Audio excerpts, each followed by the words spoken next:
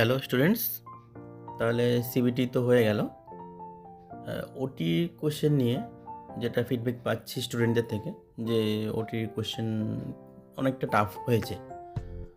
তো যারা সিবিটি পরীক্ষা দিয়েছো, সামনে ইন্টারভিউ বাকি, তো তাদের জন্য এটাই বলবো যে কোশ্চেন যদি কঠিন হয়ে থাকে, সবার জন্য কঠিন হবে, ওতে ওই নিয়ে ডিপ্রেসড হওয়ার কিছু নেই। তার চেয়ে বরং ইন্টারভিউর জন্য প্রিপারেশন নাও। আর একটা সাজেশন যে এই থিওরি কোশ্চেনটা একটু দেখে যাওয়া ভালো করে। অনেকেই ক্রস কোশ্চেন করে থাকেন এই থিওরি কোশ্চেন থেকে। সো থিওরি কোশ্চেনটা আমি কিছুটা যতটা পারি কভার করে দিচ্ছি, বাকিটা বাকিটা বাড়িতে করে নিই। আর জুনিয়র ব্যাচেস যারা ইন ফিউচার পরীক্ষা দেবে, তাদের জন্য বলবো যে কঠিন কিন্তু কোশ্চেন হচ্ছে, মানে যেটা উপর পড়লে হবে না, ইন ডেপথে গিয়ে পড়তে হবে, ডিটেলসে পড়তে হবে। তাহলে এইগুলোর জন্য মোটামুটি প্রিপারেশান হবে।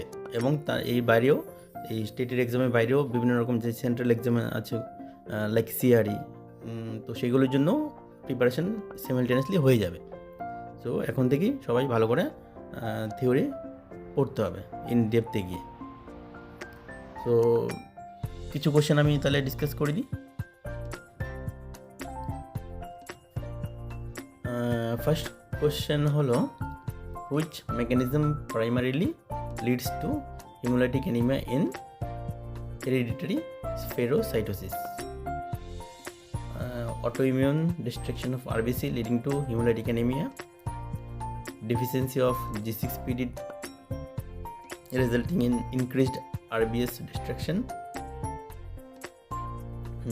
defects in RBC membrane proteins leading to increased splenic sequestration, বোন মেরো failure leading to reduced RBC production. এটা একটু টাফ কোশ্চেন বলা যেতে পারে।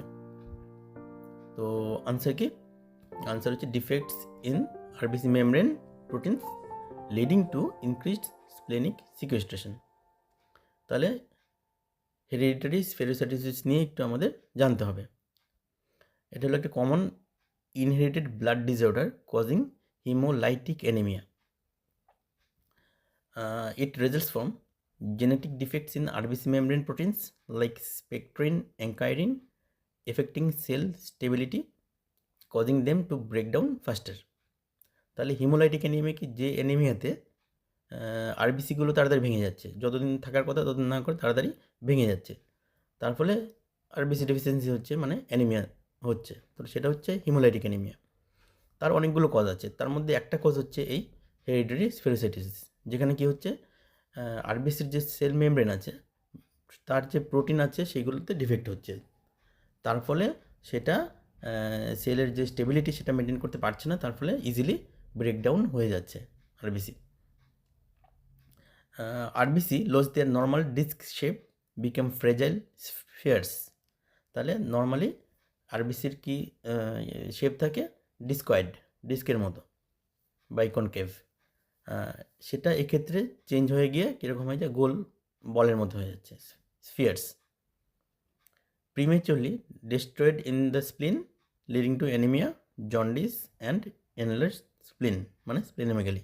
তাহলে এই যে অ্যাবনর্মাল আরবিসিগুলো হচ্ছে স্পেরোসাইটস, সেগুলো কোথায় ডিস্ট্রয় হয়ে যাচ্ছে, আলটিমেটলি গিয়ে স্প্লিনে ডিস্ট্রয় হচ্ছে, তার ফলে অ্যানিমিয়া হচ্ছে, জন্ডিস হচ্ছে, আর যেহেতু স্প্লিনের ফাংশন বেড়ে যাচ্ছে সেই জন্য স্প্লিনোমেগালি হচ্ছে। মনে রাখতে হবে সব কিছুই কিন্তু আলটিমেটলি এজিংয়ের পরে, নর্মাল অবস্থাতেও যেগুলো এজিং হয়ে যায় সেগুলো আলটিমেটলি কোথায় গিয়ে ডিস্ট্রয় হয়, ভাঙে, সেগুলো স্প্লিনে গিয়ে ভাঙে, যে আরবিসি, ডাব্লিউবিসি, হোয়াট এভার যা যা আছে আর কি। সো এই ক্ষেত্রে বেশি পরিমাণে ভাঙার জন্য স্প্লিনোমেগালি তৈরি করছে। এই যেখানে একটা ছবি দেওয়া আছে, নর্মাল আরবিসি কেমন, ওই যে বাইকনকেভ, আর সেকেন্ডটা হচ্ছে স্ফেরোসাইট, পুরো গোল হয়ে যাচ্ছে, বলের মতো গোল। তো এটা basic of hereditary spherocytosis. 2 number question, read the following statements, which of the following statements or combination of statements regarding the urinary bladder are correct. Number 1 হচ্ছে, medial umbilical fold is a false ligament, The main blood supply of the urinary bladder comes from the internal iliac artery. The apex of the urinary bladder is connected to the umbilicus by the medial umbilical ligament. The base is the lowest and most fixed part of the bladder. তো এই কোশ্চেনটাও একটু tough বলা যেতেই পারে। Option তো দিয়েছে বিভিন্ন রকম, দেখি মেন আনসারটা কি। আনসার হচ্ছে 1 and 2।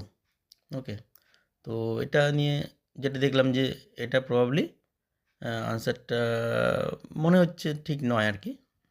সবগুলো অপশানই কারেক্ট হওয়ার কথা। যাই হোক, বেসিক থিওরিটা পড়ে যেতে হবে এবার। The apex of the urinary bladder is connected to the umbilicus by the median umbilical ligament, which is the adult remnant of the fetal structure called the uricus.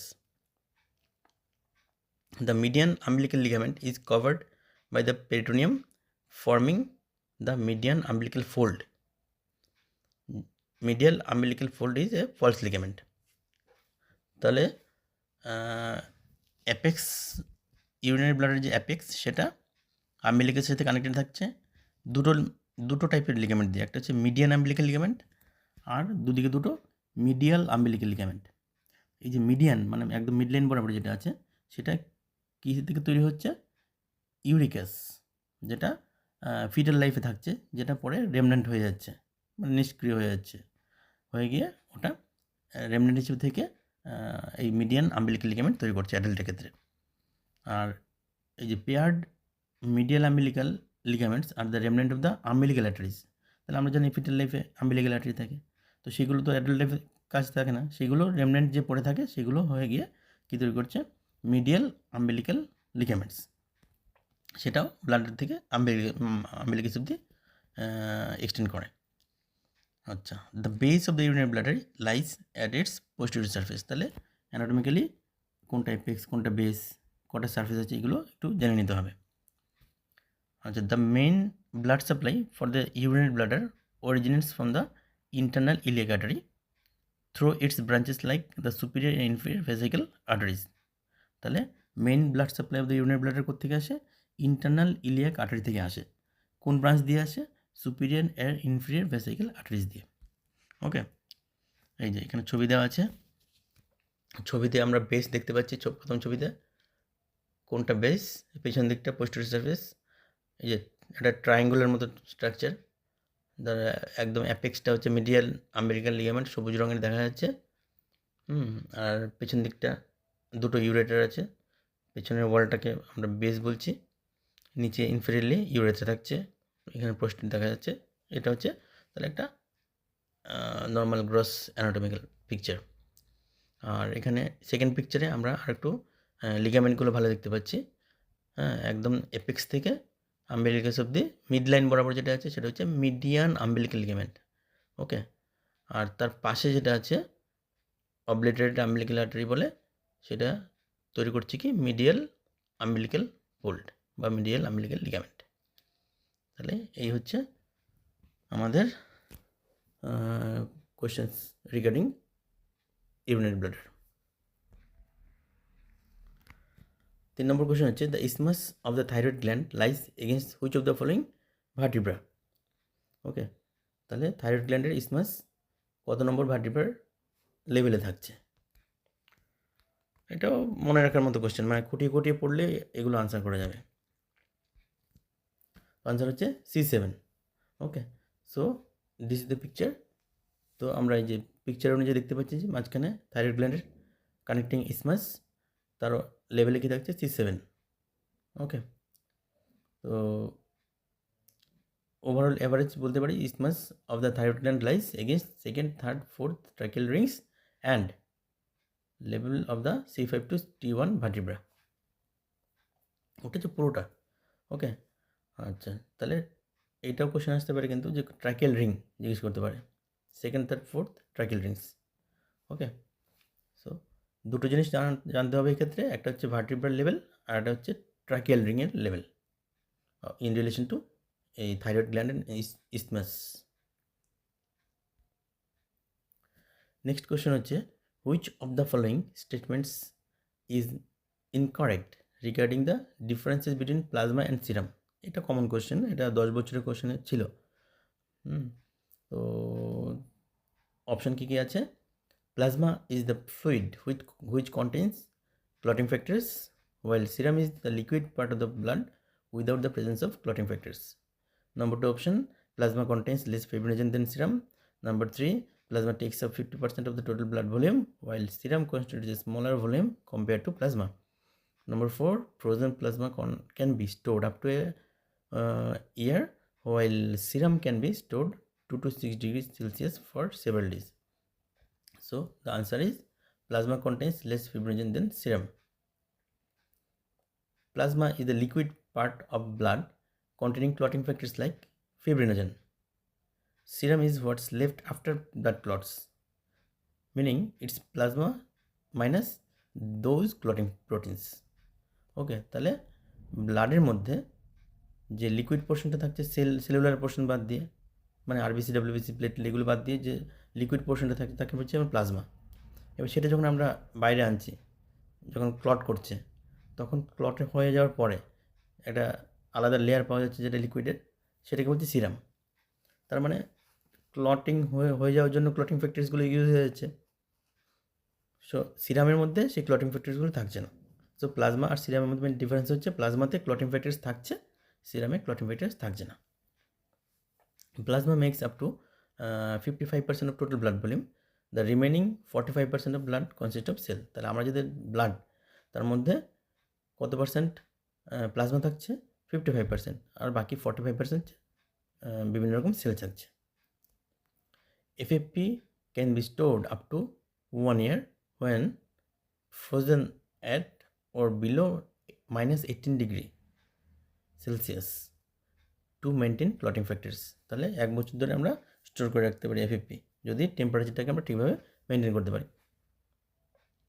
Serum can generally be stored at 2 to 6 degree Celsius for up to 7 days. Serum আমরা 7 দিন অবধি রাখতে পারি, তার জন্য temperature 2 to 6 degree হলেই যথেষ্ট। কিন্তু FFPর জন্য -18 ডিগ্রি সেলসিয়াস লাগছে। ওকে, নেক্সট কোয়েশ্চেন হচ্ছে, which of the following is the primary function of platelets in the human body? এটা ভালো question. Transport oxygen to tissues, produce antibodies against infections, help form a temporary plug to stop bleeding, destroy old red blood cells in the spleen. Easy question. Help form a temporary plug to stop bleeding. তাহলে platelet আমাদের কী function, ওটাই জানতে চেয়েছে।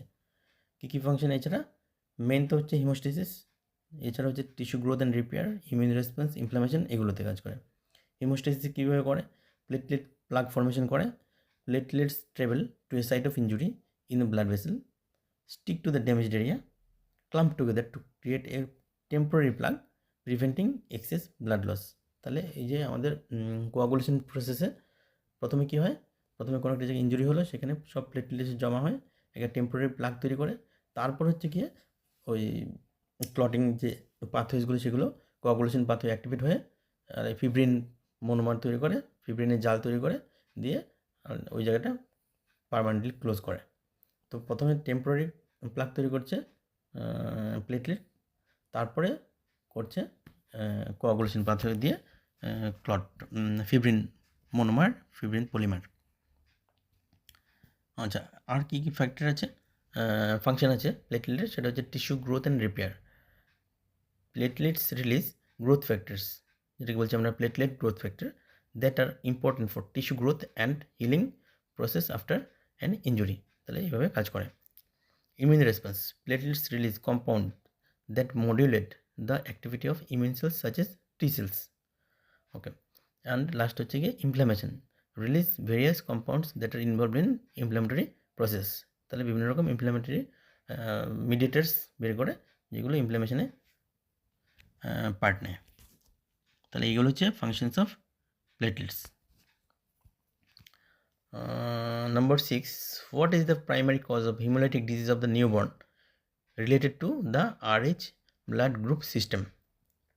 তাহলে hemolytic disease of newborn, এটা নিয়ে question এসছে। ওকে, এটা কিন্তু ভালো কোয়েশ্চেন, জানতে হবে, এটা নিয়ে ডিটেলসে জিজ্ঞেস করতে পারে, হ্যাঁ, বোঝার জিনিস আছে। সো এটা আমাদেরকে ভালো করে জেনে রাখতে হবে। তাহলে বলছে যে কী করে তাহলে primary cause of haemolytic disease of newborn. Option কি বলছে, ABO incompatibility between mother and fetus, number 2 maternal anti Rh antibodies destroying fetal Rh positive RBC, fetal production of anti-Rh antibodies, maternal Rh negativity with fetal Rh negativity. So the answer is maternal anti-Rh antibodies destroying fetal Rh positive RBCs. তাহলে কি হচ্ছে hemolytic disease of the newborn?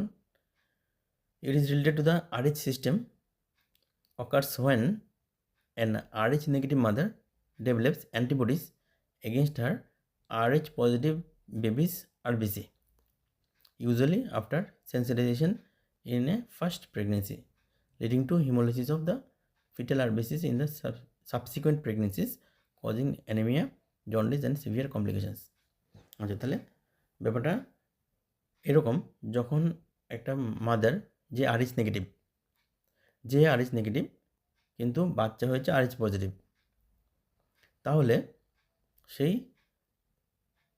তাহলে মায়ের আরবিসিতে Rh antigen নেই, কিন্তু বাচ্চার যেহেতু Rh positive, তার মানে আরএইচ অ্যান্টিজেন বাচ্চার ব্লাডে আছে। এইবার কোনো কারণে ডিউরিং ডেলিভারি বা এনি প্রসিডিওর যদি বাচ্চার ব্লাড কোনোভাবে মায়ের শরীরে ঢোকে, তার মানে আরএইচ অ্যান্টিজেন মায়ের শরীরে ঢুকছে। তাহলে যখন ঢুকছে তখন তার এগেনস্টে কী হবে, অ্যান্টিবডি তৈরি হবে। ওকে, তাহলে সাবসিকুয়েন্ট প্রেগনেন্সিতে, নেক্সট প্রেগনেন্সিতে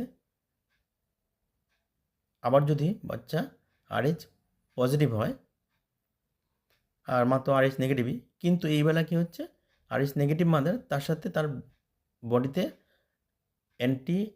আরএইচ অ্যান্টিবডি তৈরি হয়ে গেছে ওই আগের প্রেগনেন্সিতে কিছু ব্লাড ঢোকার জন্য, বাচ্চার ব্লাড ঢোকার জন্য।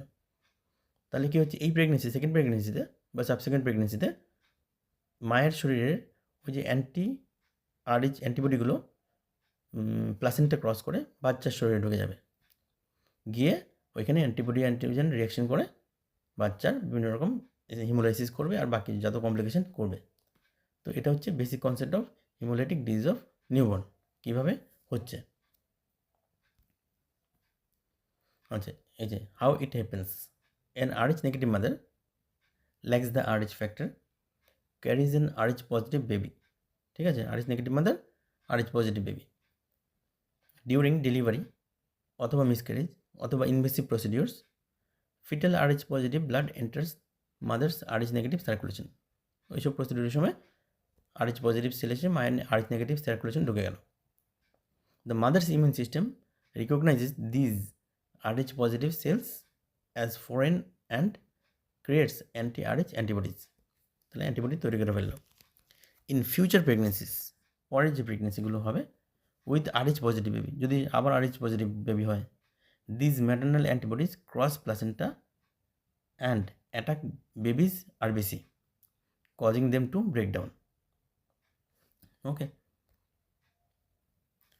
তাহলে কী কী সাইন সিমটম হবে নিউবর্নের ক্ষেত্রে? যেহেতু নিউবর্নে ঢুকে আরবিসি ডিস্ট্রাকশন করছে, তাহলে তার ফিচার্সগুলো হবে যেমন jaundice, lethargy, hepatosplenomegaly, severe anaemia. আর যখন খুব বেশি হবে, বডি পুরো সোয়েলিং হয়ে যাবে, তাকে বলছি আমরা হাইড্রপস ফিটালিস।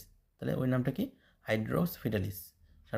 বাচ্চার সারা শরীর একদম পুরো ফুলে যাচ্ছে, সেটাকে বলছি hydrops fetalis, potentially leading to stillbirth or neonatal death. তাহলে ওইগুলো ইউজুয়ালি প্রেগনেন্সি কন্টিনিউ হয় না বা বাচ্চা তারপরে ডেলিভারির পর মারা যায়। ওকে, তাহলে এক্ষেত্রে প্রিভেনশন আমরা কী করে করি? If A Rh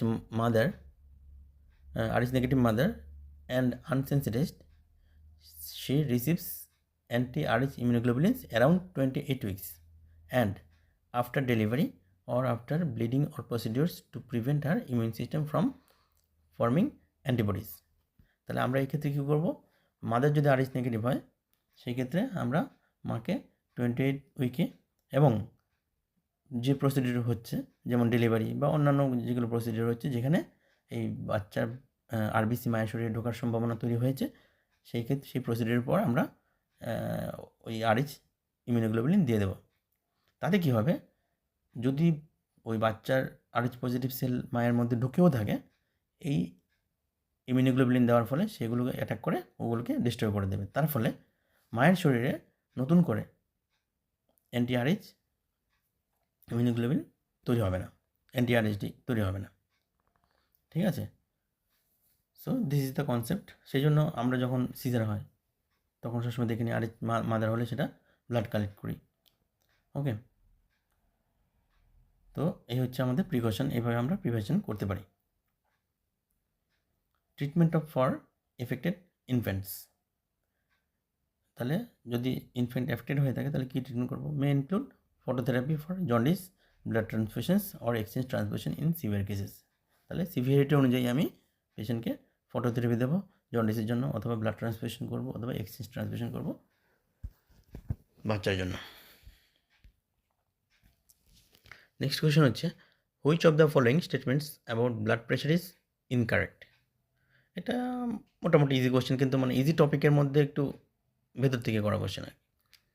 It is almost always measured in millimeter of mercury. It is the force exerted by the blood against any unit area of vessel wall. 1 centimeter of water pressure equals 1.36 millimeter of mercury. Small changes in vessel diameter markedly change its conductance. তাহলে কোনটা বলছে incorrect? 1 centimeter of water pressure equals 1.36 millimeter of mercury. Blood pressure is, blood pressure definition কি? Blood pressure is the force of blood pushing against artery walls as the heart pumps it through the body. তাহলে আমাদের যখন heart blood pump করছে, body দিয়ে সেই blood flow হচ্ছে, সেটা vessel ওয়ালের গায়ে যে ল্যাটারাল প্রেশার তৈরি করছে, ওটাই হচ্ছে blood pressure. Readings are taken in millimetres of mercury. Okay, তাহলে আমরা কোন ইউনিট দিয়ে মাপি? millimeter of Hg. Flow rate through a cylindrical pipe can be determined by Hagen-Poiseuille's law. তাহলে এটা কিন্তু এই লটা কোশ্চেন এসেছিল, 10 বছরের কোশ্চেন মধ্যে আছে। Poiseuille's law কি? তাহলে এটা দিয়ে, এই ল দিয়ে আমরা কি ডিটারমাইন করি?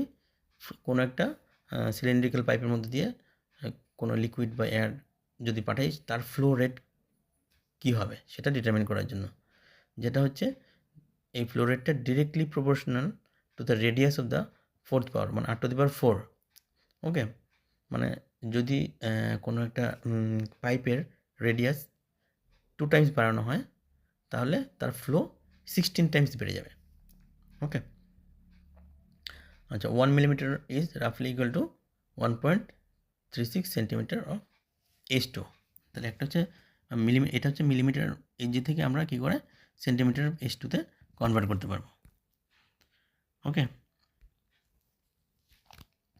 আচ্ছা, next question, which container should be used for segregating used scalpel blades and suture needles after a procedure in operation theatre? এটা ইজি কোয়েশ্চেন, এটা তো নতুন করে পড়ানো কিছু নেই, এটা সবাই জানো, white container. Which of the following West items is correctly matched with its prescribed biomedical waste management category under the latest guidelines? তাহলে কোনটা ম্যাচ করে সেটা বলতে বলেছে। এটা একটু টিপিক্যাল কোয়েশ্চেন, হ্যাঁ, এটা মানে একটু ডিটেলসে পড়লে তখন পারা যাবে এগুলো। Used microbiology culture plates, yellow category. Vaccine vials, blue category. Expired laboratory reagents, red category. Used vacutainers plastic without visible blood, white category. তাহলে বলছে কোনটা কারেক্টলি ম্যাচ করছে? Answer is used microbiological culture plates, yellow category. তো biomedical waste management guideline অনুযায়ী after decontamination used microbiology culture plates are placed in yellow colored containers. তো এটা মনে রাখতে হবে যে মাইক্রোবায়োলজি কালচার প্লেট যেগুলো, এগুলো কিন্তু আমি তো ডিসকার্ড করবো ইয়েলো কালার কন্টেনারে, তার আগে এগুলোকে ডিকন্টামিনেশন করে নিতে হবে। ওকে, used or unused vaccine vials including those containing live attenuated vaccines, মানে যেগুলোর মধ্যে লাইভ ভ্যাকসিন, লাইভ ভাইরাস বা ব্যাকটেরিয়া থাকছে, তো সেগুলো আমরা কী করে ডিসকার্ড করবো, not classified under the blue category. তাহলে এটা কিন্তু ব্লু ক্যাটাগরিতে করা হয় না, placed in yellow colour containers. Same উপরের মাইক্রোবায়োলজি প্লেটের মতোই লাইভ ভ্যাকসিন ভাইলসও আমরা ইয়েলো ক্যাটাগরিতে ফেলছি। আচ্ছা, expired laboratory reagents containing chemicals are generally classified in as hazardous waste and disposed of in red containers. Okay. Used empty or non-visible blood plastic vacuum are generally considered part of the red bin waste category. Okay.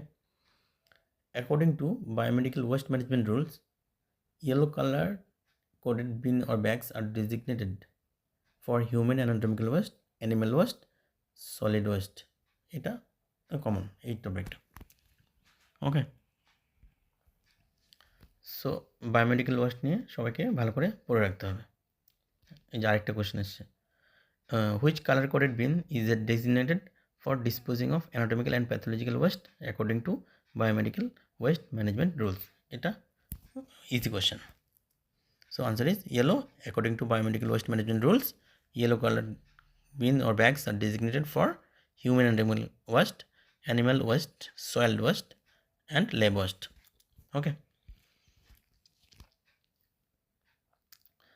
Which vaccine was the last to be introduced into India's Universal Immunization Program UIP under the Mission Indradhanush initiative? তাহলে mission ইন্দ্রধনুষ ইনিশিয়েটিভে last কোন ভ্যাকসিনটাকে add করা হয়েছে? এটা শক্ত question, ঠিক আছে। So option এগুলো আছে, তাহলে আনসার হচ্ছে নিউমোকক্কাল কনজুগেট ভ্যাকসিন পিসিভি। তাহলে একটু জেনে রাখতে হবে, mission Indradhanush is a flagship Indian government health initiative launched in 2014 to achieve full immunization coverage for children under 2 and pregnant women. Targets underserved areas with periodic vaccination drives against vaccine preventable disease. তাহলে mission ইন্দ্রধনুষটা কি? এটা Indian গভর্নমেন্টের একটা health initiative, যেটা 2014-এ launch করা হয়েছিল। এতে কাদের 2 বছরের নিচে বাচ্চা এবং প্রেগনেন্ট ওমেনদের routine full coverage of immunization দেওয়া হচ্ছে। এবং কাদেরকে দেওয়া হচ্ছে এক্ষেত্রে? আন্ডার সার্ভড এরিয়াস, মানে যেগুলো যেই জায়গায় কম হচ্ছে ভ্যাকসিনেশন, নর্মালি ভ্যাকসিনেশন কম হয়, স্লাম এরিয়াস বা এরকম আর কি, যারা কভার কম পাচ্ছে, তো ওদেরকে মেনলি টার্গেট করা হচ্ছে, যেন ওদেরকে পিরিয়ডিক ভ্যাকসিনেশন করা হয় যাতে বাদ না যায় কেউ, ঠিক আছে। তো ভ্যাকসিন ইন্ট্রোডাকশনস ডিউরিং মিশন ইন্দ্রধনুষ, তো কী মিশন ইন্ট্রোধনুষে ভ্যাকসিন আস্তে আস্তে অ্যাড করা হয়েছে।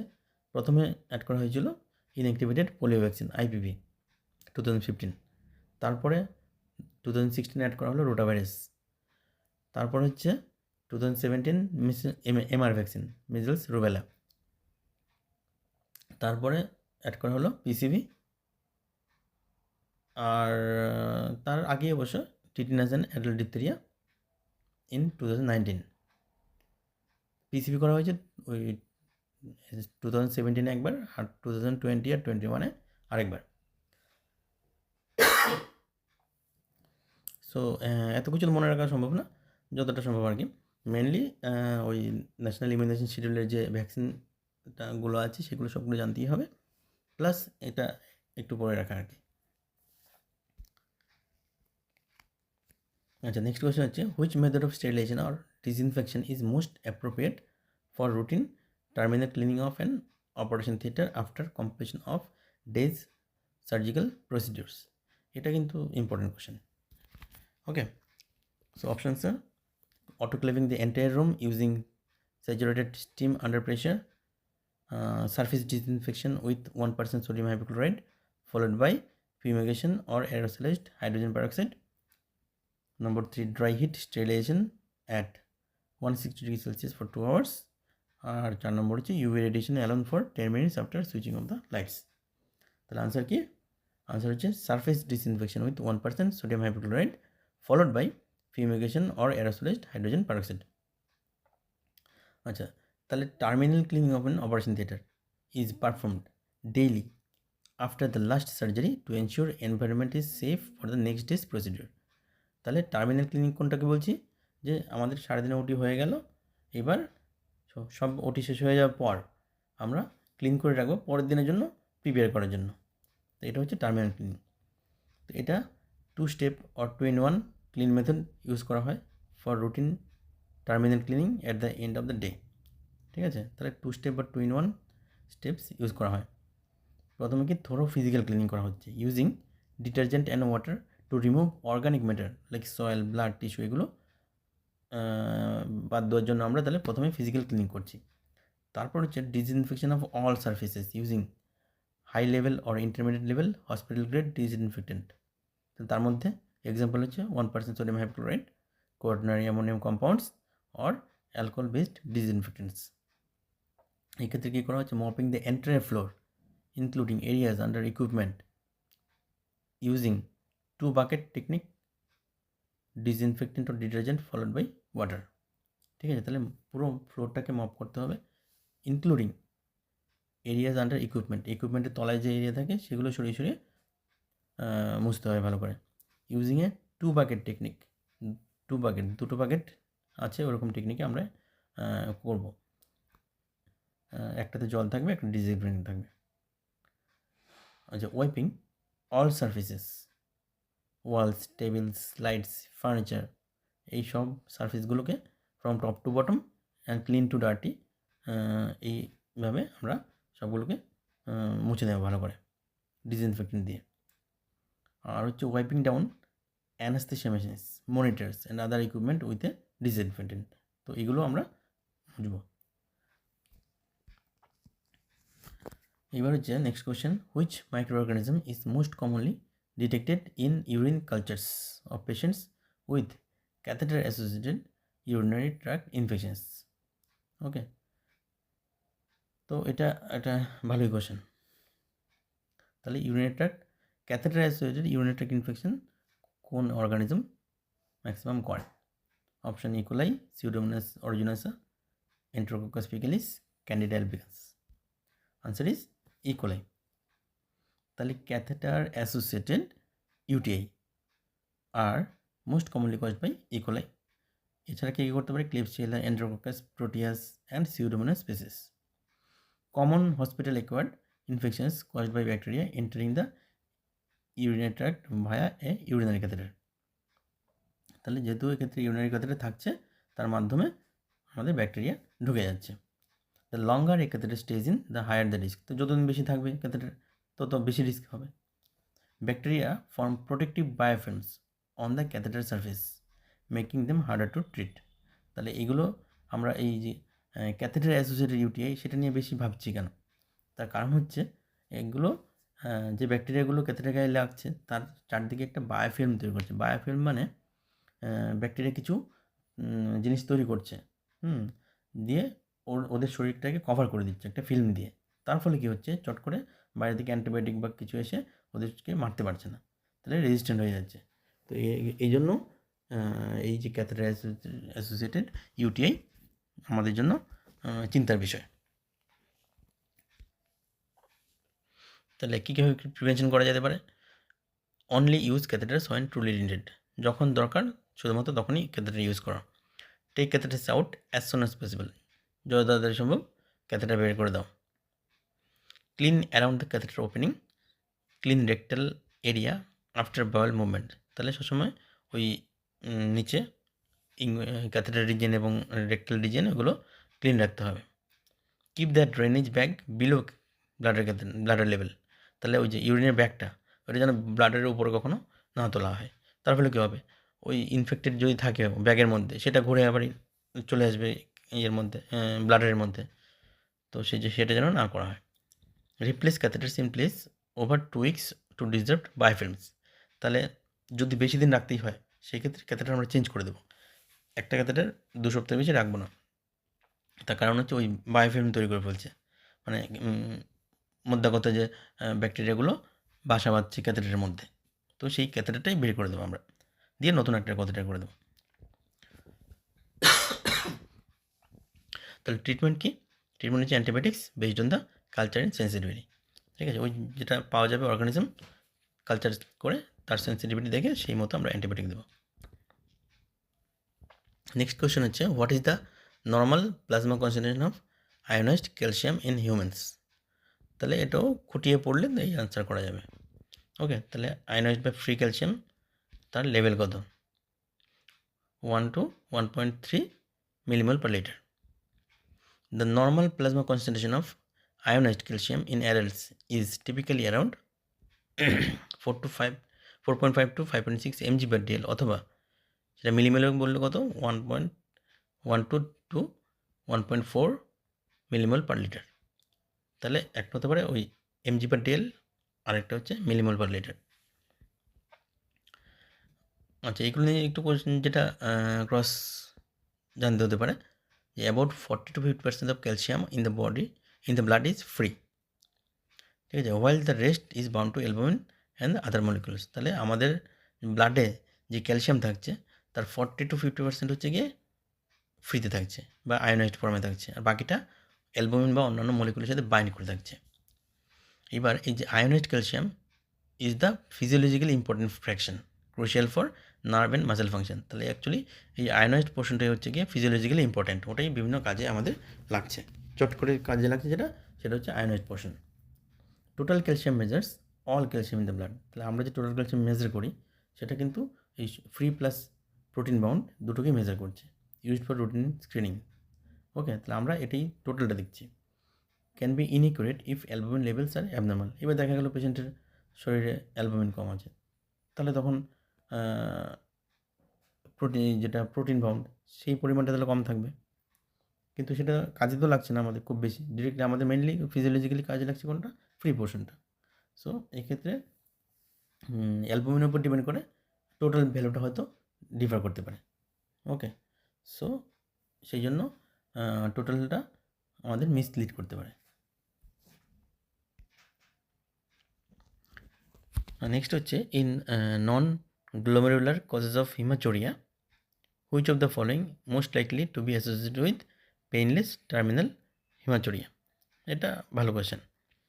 তাহলে নন গ্লোমেরুলার কোন কজের জন্য পেইনলেস হিমাচোরিয়া হয়ে থাকে, এটা হচ্ছে কোয়েশ্চেন। অপশান ইউটিআই, ইউরোলিথিয়াসিস বা kidney stone, bladder carcinoma, acute pyelonephritis. তো আনসার হচ্ছে ব্লাডার কার্সিনোমা বা ব্লাডার ক্যান্সার। তাহলে painless haematuria, specially terminal haematuria, is a classic sign of bladder cancer. এটা একদম কিন্তু জেনে রাখতে হবে। হ্যাঁ, এটা হচ্ছে classic sign of bladder cancer. Painless haematuria হবে, ওকে, এবং টার্মিনাল হবে। টার্মিনাল মানে কি? Blood at the end of urination. Okay, but কিন্তু এটা অন্যান্য ক্ষেত্রেও দেখা যেতে পারে, লাইক কিডনি ডিজিজ, যেটা সেই জন্য বলে যে নন গ্লোমেরুলার কজ। আচ্ছা, আর হচ্ছে renal stone, infection, prostate problem, এগুলোতেও দেখা যেতে পারে। আচ্ছা, সেকশন বি কিছু কোয়েশ্চেন তাহলে এখন বলে দিই। হুইচ বোন forms the lateral side of the forum? এটা ইজি কোয়েশ্চেন, ঠিক আছে। সো এটা নিয়ে আর বেশি ডিসকাস করার কিছু নেই, ছবি দেখে দিলাম। ল্যাটারালি থাকছে আমাদের রেডিয়াস আর মিডিয়াল থাকছে আলনা। What is the most common complication associated with peripheral interference catheter incision? তাহলে টপিক কমন, ওকে, এটা থেকেও কিন্তু কোয়েশ্চেন আসছে। সো কোয়েশ্চেনটা হলো পেরিফেরাল আইভি ক্যানেলা যে আমরা চ্যানেল ইউজ করছি তার কমপ্লিকেশন কী, কমন কমপ্লিকেশন। অপশান দিয়েছে কি phlebitis, air embolism, thrombocytopenia, extravasation of chemotherapy agents. So answer is phlebitis. Phlebitis মানে হচ্ছে ইনফ্লামেশন অফ দ্য ভেন, এটাকে বলছে ফ্লেবাইটিস। তাহলে এবার জেনে নিই কমপ্লিকেশনস অফ পেরিফেরাল আইভি ক্যানেল কী কী হতে পারে। এক নম্বর হচ্ছে ফ্লেবাইটিস, মানে ইনফ্লামেশন, তার ফলে কী হচ্ছে redness, warmth and pain at the site. তো যেখানে চ্যানেল করছি সেখানে ইনফ্লামেশন হয়ে রেডনেস, ওয়ার্মথ, গরম হয়ে যাবে, রেডনেস হবে, পেইন হবে, ওকে। নেক্সট কমপ্লিকেশন কি, এক্সট্রাভাসেশন, এক্সট্রা হয়ে যাচ্ছে। ওকে, তো leakage of fluid into surrounding tissues leading to swelling and discomfort, তাহলে এক্সট্রা হয়ে যাচ্ছে।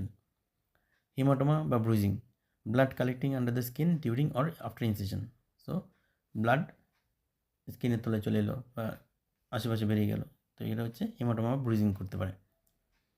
Infection, risk is present due to skin puncture making sterile technique crucial. So যেহেতু আমরা এখানে স্কিনকে পাংচার করছি, তো বাইরে থেকে ইনফেকশন শরীরের ভেতরে যাওয়ার চান্স আছেই। ওকে, তো সেই জন্য আমাদের যতটা সম্ভব স্টেরাইলভাবে করতে হবে চ্যানেল করার সময়। ওকে, নেক্সট কমপ্লিকেশন হচ্ছে occlusion, blockage of the cannula open by blood clot.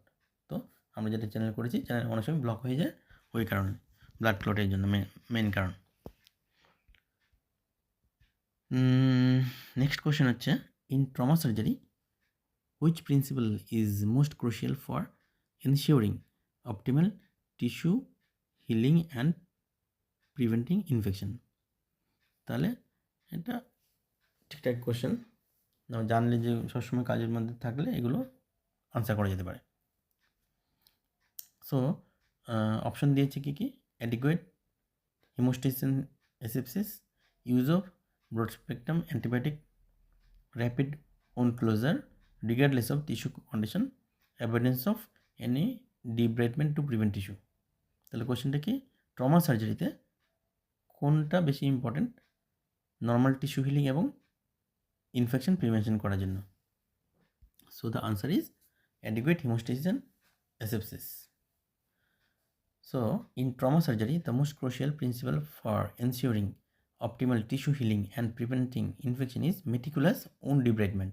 তাহলে এটা কিন্তু আমরা সবসময় জানি যে দেখবে যখন ইমার্জেন্সিতে পেশেন্ট আসে তখন ভালো করে wound debridement করা হয়, ঠিক আছে, সব নোংরাগুলো বাদ দেওয়া হয়, যে টিস্যুগুলো লেগে আছে কোনো রকমে, হ্যাঁ, সেগুলোকে বাজে টিস্যুগুলোকে সব বাদ দেওয়া হয়। তো মেটিকুলাস wound debridement হচ্ছে আমাদের ফার্স্ট স্টেপ।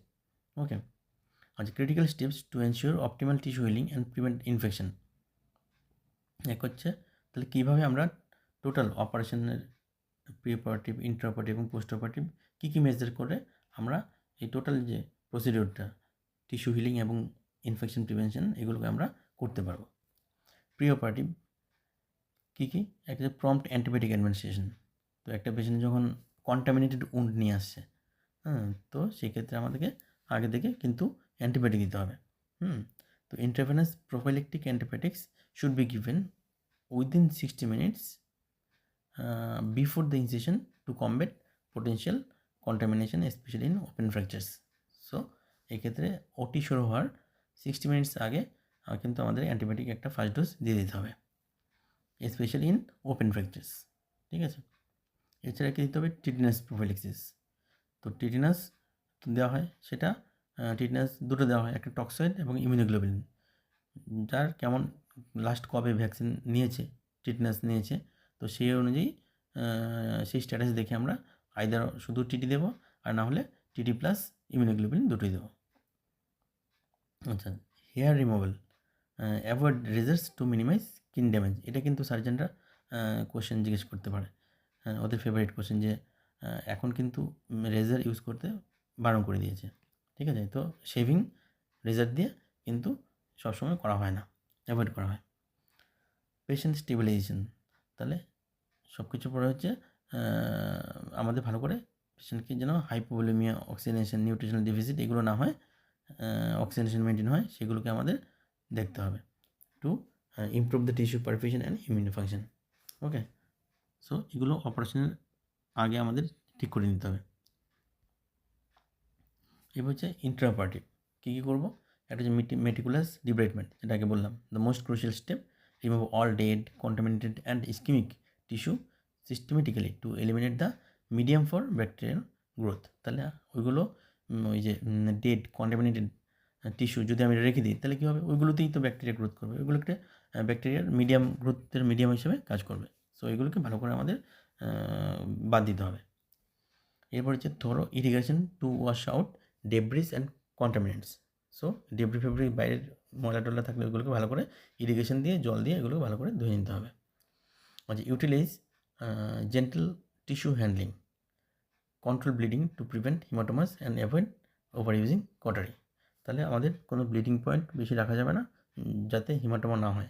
হিমাটোমা হলে কী হবে, হিমাটোমা ইটসেলফও কালচার মিডিয়াম হিসেবে কাজ করবে ব্যাকটেরিয়ার, সো আবার ইনফেকশন বেশি হবে।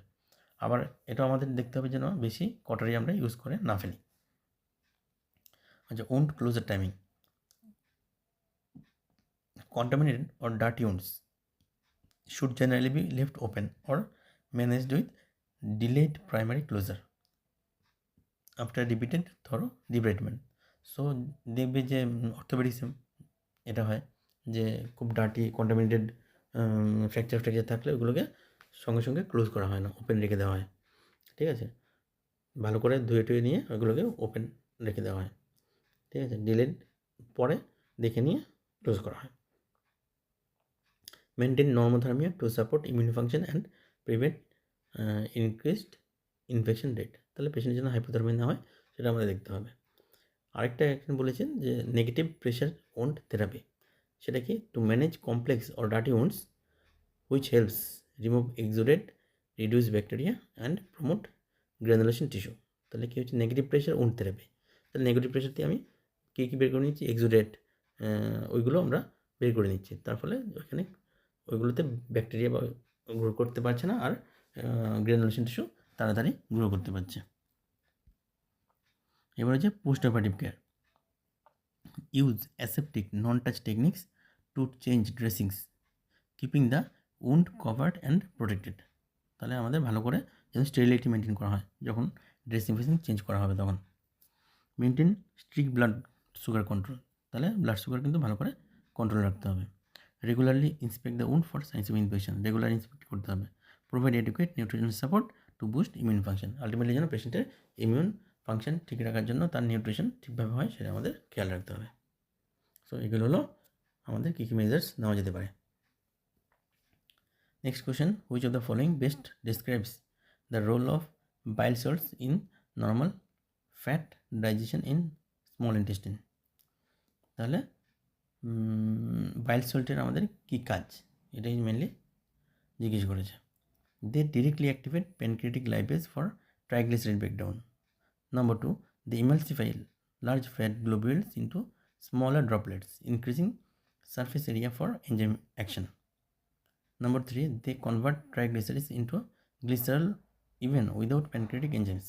Number 4, they neutralize gastric acid to optimize the pH for protein digestion.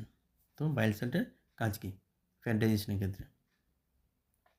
Answer হলো they emulsify large fat globules into smaller droplets, increasing surface area for enzyme action. আচ্ছা, bile salts are crucial for fat digestion. Okay, তাহলে fat ডাইজেশনের জন্য bile salt দরকার। এটা কী করে, by emulsifying large fat globules, ফ্যাটের যে বড় বড় গ্লোবিউলগুলোকে ওগুলোকে ছোটো ছোটো স্মলার ড্রপলেটে কনভার্ট করে। This emulsification significantly increases the surface area.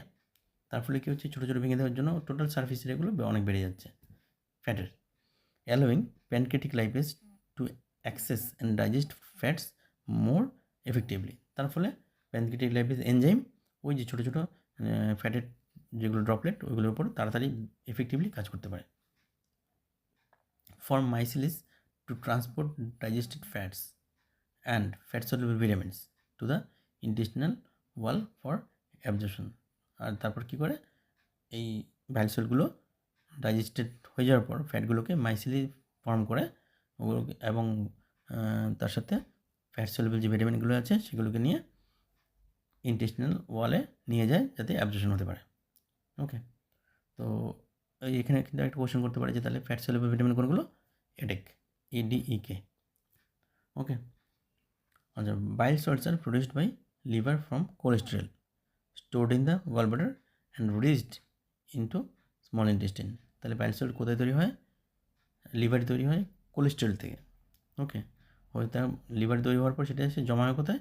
গলব্লাডারে, তারপর রিলিজ হয় স্মল ইন্টেস্টিনে। Most bile salts are reabsorbed in the lower small intestine and recycled back to the liver. তাহলে এই যে বাইল সল্ট যেগুলো বেরিয়েছিল সেগুলো আবার কিন্তু ব্যাক করে রিঅ্যাবজর্ব হয়ে লিভারে চলে আসে। এই যে ঘুরে, এটাকে বলছে এন্টেরোহেপাটিক সার্কুলেশন। এই যে একটা সাইকেল মতো হচ্ছে, হ্যাঁ, লিভার থেকে ইন্টেস্টাইন, আবার ইন্টেস্টাইন থেকে রিলিজ হয়ে আবার লিভার, এই সিস্টেমটাকে বলছে enterohepatic circulation. Bile acids are direct from cholesterol, cholic, deoxycholic, chenodeoxycholic, lithocholic acid. তাহলে এগুলো হচ্ছে bile acids. Bile acids bind with glycine or taurine to form more effective bile salts. তাহলে বাইল অ্যাসিড থেকে bile salt তৈরি হচ্ছে। কীভাবে তৈরি হচ্ছে? গ্লাইসিন বা টরিন এসে তার সাথে অ্যাড হয়ে বাইল সল্ট তৈরি করছে। তাহলে এই মোটামুটি আমাদের বাইল সল্ট নিয়ে, বাইল অ্যাসিড নিয়ে বক্তব্য। নেক্সট কোয়েশ্চেন হচ্ছে, which of the following disinfectants is most appropriate for high level disinfection of endoscope in operation theatre considering both effectiveness and material compatibility? এটা কমন কোয়েশ্চেন, এটা অনেকবার কোয়েশ্চেন এসছে। So the answer is 2% glutaraldehyde. তাহলে 2% glutaraldehyde কী জিনিস? একটা widely used potent aqueous solution for high level disinfection. এটা কিন্তু খুব ভালো ডিসইনফেকশন করে অ্যান্ড স্টেরিলাইজেশন অফ। তাহলে কাদের জন্য mainly important? Heat sensitive medium equipment, যেগুলো হিট দিয়ে করা যাবে না। Effectively killing bacteria, virus, fungi, spores. তাহলে এটা এত ভালো যে সব কিন্তু ব্যাকটেরিয়া, ভাইরাস, ফাঙ্গাই, স্পোর্টস সবগুলোকে কিন্তু মেরে দেয়।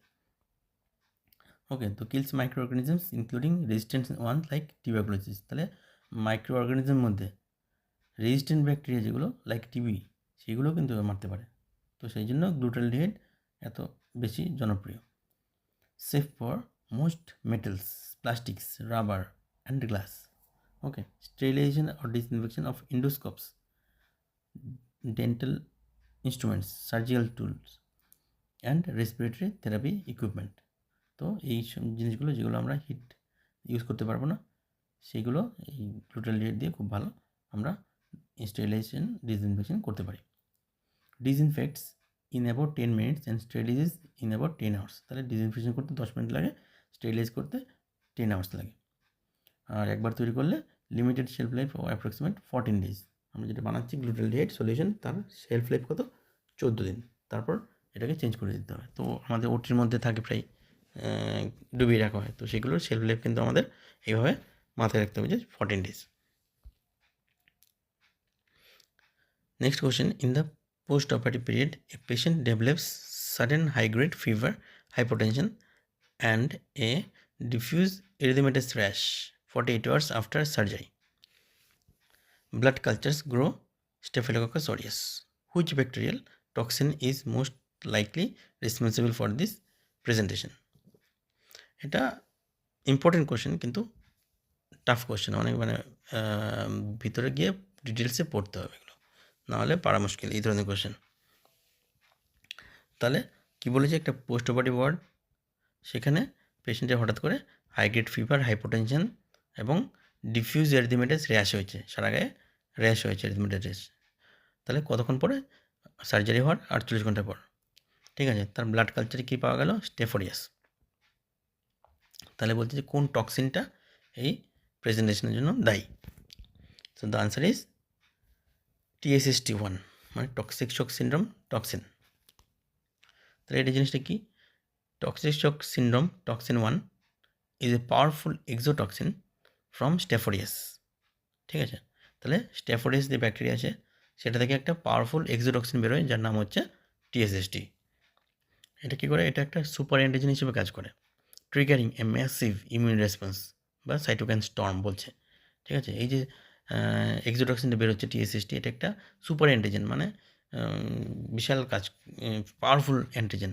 তার ফলে একটা ম্যাসিভ ইমিউন রেসপন্স হচ্ছে, প্রচুর পরিমাণে ইনফ্ল্যামেটরি মেটেরিয়ালস বেরোচ্ছে, গিয়ে severe illness, multi organ failure, shock, এগুলো করছে।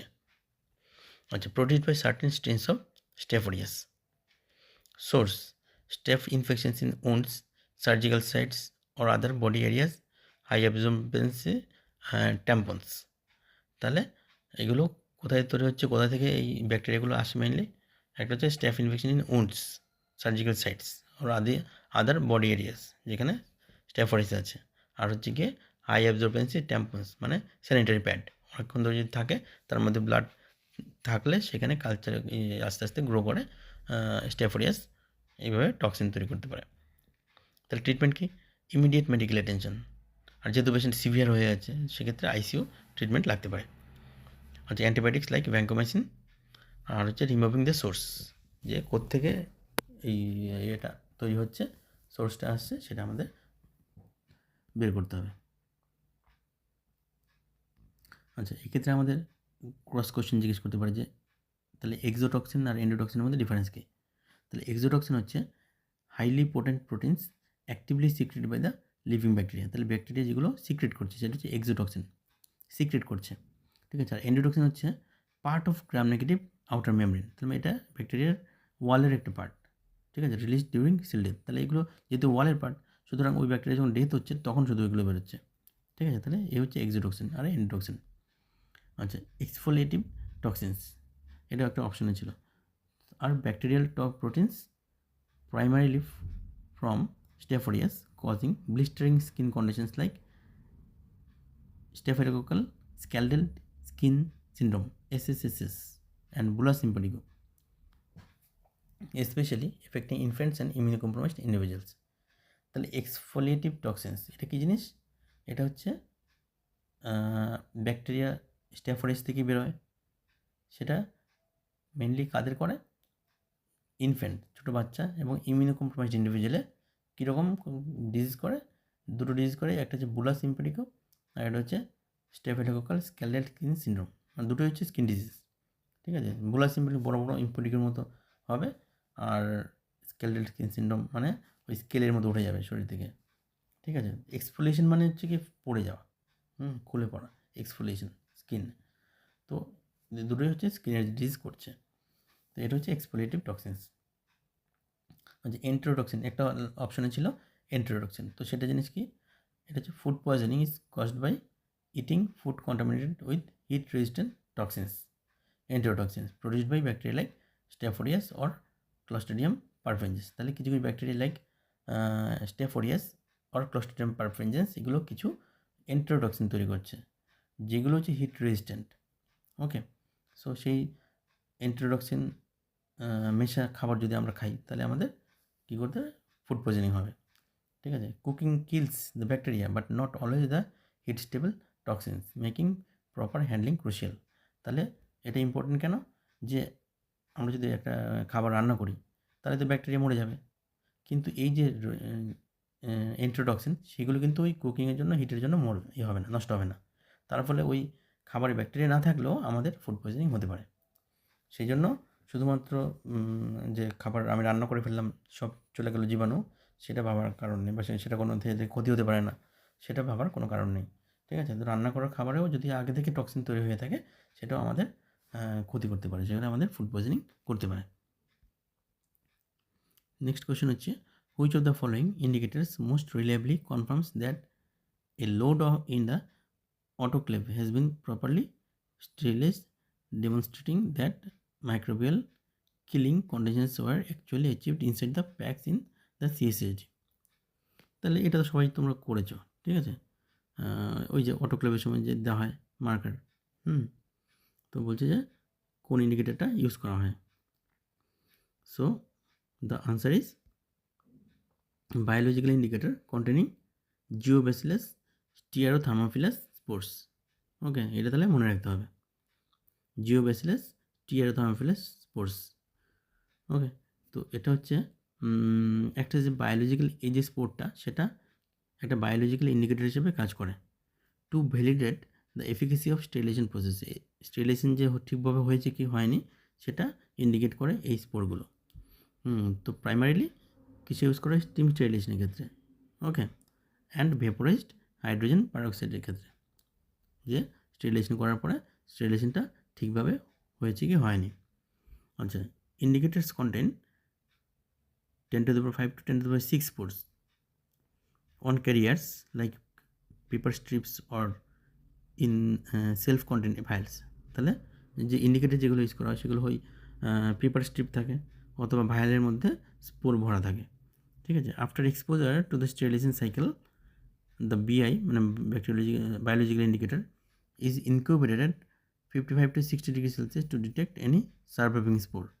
তাহলে স্টেরিলাইজেশন প্রসেসটা হয়ে গেল, তারপর সেই ইন্ডিকেটরটা নিয়ে এসে আমরা 55 to 60 ডিগ্রি সেলসিয়াসে ইনকিউবেট করব।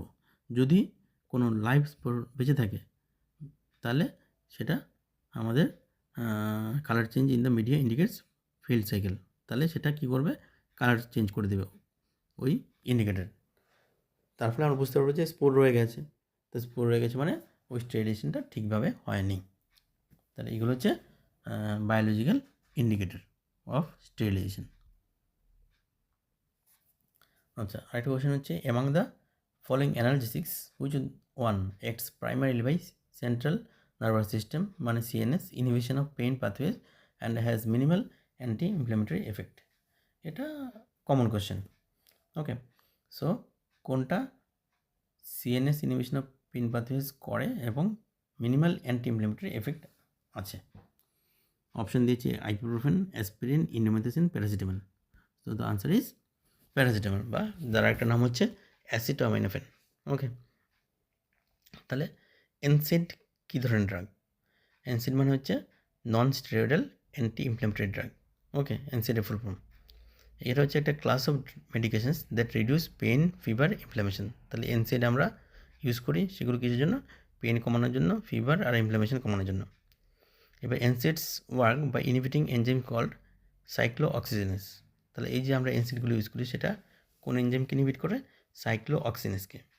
This inhibition helps prevent production of the prostaglandins. তার ফলে কী হচ্ছে, প্রোস্টাগ্ল্যান্ডিন তৈরি হবে না। Which are chemicals cause pain, inflammation and fever. সেই প্রোস্টাগ্ল্যান্ডিনগুলো দায়ী হচ্ছে পেন, ইনফ্ল্যামেশন এবং ফিভার করার। তাহলে এনসিড কোন এনজাইমকে ইনহিবিট করছে? সাইক্লোঅক্সিজেনেস। সেই এনজাইমটা কী তৈরি করতো? প্রোস্টাগ্ল্যান্ডিন। সেই প্রোস্টাগ্ল্যান্ডিন যেটা কিনা পেন, ইনফ্ল্যামেশন অ্যান্ড ফিভার করে। তো এইভাবে আমরা এনসিড দিয়ে পেন, ইনফ্ল্যামেশন, ফিভারকে কমাতে পারি। এবার এনসিডের মেইন দুটো ক্লাসিফিকেশান, একটা হচ্ছে নন সিলেক্টিভ এনসিড আর হচ্ছে selective COX two inhibitor. Okay, তা নন সিলেক্টিভ মানে inhibit both COX 1 and COX 2। এই যে সাইক্লোঅক্সিজেন এনজাইম বলেছি সেটা আবার দুটো টাইপের হয়, একটা কক্স 1 একটা কক্স 2। তো নন সিলেক্টিভে দুটোই করে, দুটোকেই ইনহিবিট করে। তো যেগুলো আমরা ইউজ করি মেনলি এই diclofenac, Brufen, ibuprofen, naproxen, aspirin, এগুলো সবই হচ্ছে নন সিলেক্টিভ মানে দুটোকে ইনহিবিট করছে। আর সিলেক্টিভ কক্স 2 ইনহিবিট করছে, সেটা কি এক্সাম্পল? সিলেকক্সিব, এটিরোক্সিব, এগুলো। ঠিক আছে, তো paracetamol is believe to inhibit central COX enzymes. Okay, particularly in the brain. তাহলে এই যে প্যারাসিটামল এদের থেকে একটু আলাদা, সেটা কী করছে, শুধু ওই সেন্ট্রাল যে কক্স এনজাইমস আছে সেই এনজাইমগুলোকে ইনহিবিট করছে ব্রেনে। It works best in environment with low levels of peroxides which is typical of the central nervous system compare to sites of inflammation. তাহলে এটার কারণ কি? শুধুমাত্র ব্রেনে কাজ করার কারণে দেখা গেছে যে প্যারাসিটামল পারক্সাইডসের প্রেজেন্সে বেশি কাজ করতে পারে না। তো এই পারক্সাইডটা ব্রেনে কম থাকে, তার ফলে ব্রেনে ভালো কাজ করতে পারে, কিন্তু অন্যান্য ইনফ্লামেশন জায়গায় পারক্সাইড বেশি থাকে, তার ফলে ওই জায়গায় পিসিএম কাজ করতে পারে না বা কম পারে। Unlike other NSAIDs, it has weak anti-inflammatory activity because it is poor inhibitor of COX in peripheral tissue. যেহেতু পেরিফেরালি ভালো কাজ করতে পারে না, সেই জন্য এর অ্যান্টি ইনফ্ল্যামেটরি এফেক্ট অনেকটা কম। তো শুধুমাত্র আমরা মেনলি অ্যান্টিপাইরেটিক মানে ফিভার কমানোর জন্য আর পেইন কমানোর জন্য আমরা পিসিএমকে ইউজ করি। অ্যান্টি ইনফ্ল্যামেটরি তার এফেক্ট কোনো কম আছে, ঠিক আছে। আর সেই জন্য আমরা কি পিসিএমের সাথে পিপিআই কিন্তু ওদের খাওয়ার দরকার পড়ে না, কিন্তু বাকি এনসিডির সাথে পিপিআই অবশ্যই খেতে হয়। Next question, which of the following is not an effective method for sterilizing prion contaminated surgical instruments? তাহলে এই প্রায়ন কিন্তু এইচএসে আছে, এইচএসে টপিক ছিল, এইচএসে কোশ্চেনে আসে, মানে নিটের কোশ্চেনে। সো প্রায়ন হয়তো তোমরা আগে পড়েছো। তো এখানে বলছে যে প্রায়ন কন্টামিনেটেড সার্জিক্যাল ইনস্ট্রুমেন্ট নিয়ে কীভাবে আমরা স্টেরিলাইজ করবো সেটা নিয়ে কোশ্চেন, ঠিক আছে। তো অপশান কী দিয়েছে? Autoclaving at 134 degree Celsius for 18 minutes, immersion in 1 normal sodium hydroxide followed by autoclaving, number 3 standard ethylene oxide gas sterilisation, number 4 combined enzymatic cleaning and prolonged autoclaving. তাহলে কীভাবে আমরা প্রায়ন কন্টামিনেটেড সার্জিক্যাল ইনস্ট্রুমেন্টগুলোকে sterilise করবো? Answer is standard ethylene oxide gas sterilization. Autoclaving at 134 degrees Celsius for 18 minutes or at 132 degrees Celsius for 1 hour is effective for sterilizing prion contaminated surgical instruments. Okay, so a prion জিনিসটা কি? A prion is a type of protein that can trigger normal proteins in the brain to fold abnormally. তাহলে প্রায়ন হচ্ছে একটা protein যেটা কী করে আমাদের যে normal ব্রেনের প্রোটিন আছে সেগুলোকে অ্যাবনর্মাল কনভার্ট করে দেয়। The host normal prion protein can for unknown reasons malfunction and assemble into structure activates call prions that cause infectious brain disease. তার ফলে আমাদের ইনফেকশাস কিছু ব্রেন ডিজিজ হতে পারে। ঠিক আছে, তো প্রায়ন disease can effect both human and animal. তাহলে এই প্রায়ন ডিজিজ হিউম্যানের হতে পারে, অ্যানিমেলদের হতে পারে। প্রায়ন ডিজিজ আর ট্রান্সমিসিবল এবং এগুলো ট্রান্সমিসিবল, এই ডিজিজগুলো আনট্রিটেবল, এর কোনো ট্রিটমেন্ট নেই। And fatal brain disease of mammals এবং ফ্যাটাল ব্রেন ডিজিজ করে। They are sometimes spread to human by infected meat products. তো একটা যদি অ্যানিমেল তার প্রায়ন ডিজিজ হয়ে থাকে, সে তার ইনফেক্টেড মিট খেয়ে মানুষের কিন্তু হতে পারে। নেক্সট কোয়েশ্চেন হচ্ছে, what is the primary mechanism of killing of microbial organism during autoclave sterilisation? এটা কমন কোয়েশ্চেন। ঠিক আছে, তো অটোক্লেভের মেকানিজমটা কী? তাহলে আনসার হচ্ছে protein denaturation by moist heat leading to coagulation. তাহলে autoclave kill microorganisms through moist heat sterilisation. Okay, তাহলে অটোক্লেভ মাইক্রোঅর্গানিজম কিল করে কীভাবে? ময়েস্ট হিট স্টেরিলাইজেশন পদ্ধতিতে। High pressure steam denatures proteins, disrupt cell membranes and damage nucleic acids. তাহলে high pressure steam কীভাবে disrupt করে মাইক্রোঅর্গানিজমসকে। তো এটা ব্যাকটেরিয়া, ভাইরাস, ফাঙ্গাই, স্পোর সবাইকে মেরে দিতে পারে অটোক্লেভ করলে। ঠিক আছে, সো আপাতত এইটুকু ডিসকাশন থাকুক। বাকি তোমরা চেষ্টা করো বাড়িতে পড়ে নেওয়ার জন্য, এগুলো একটু কভার করে দেওয়ার জন্য। আমি যদি সময় পাই পরে কভার করার চেষ্টা করব। ঠিক আছে, so best of luck for the interview. Okay, tata.